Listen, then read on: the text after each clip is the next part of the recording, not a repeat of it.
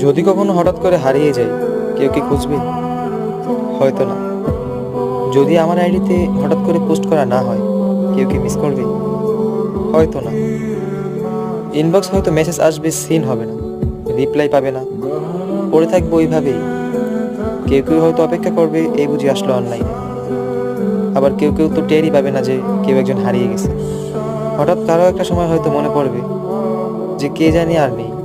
কষ্ট করে নামটা সার্চ করবে, আগের পুরোনো প্রোফাইলটা চেক করবে, আর ভাববে হুট করে কোথায় চলে গেল। আবার কেউ কেউ অ্যাক্টিভ না পেয়ে তো ফ্রেন্ড লিস্ট থেকে আনফ্রেন্ডই করে দেবে।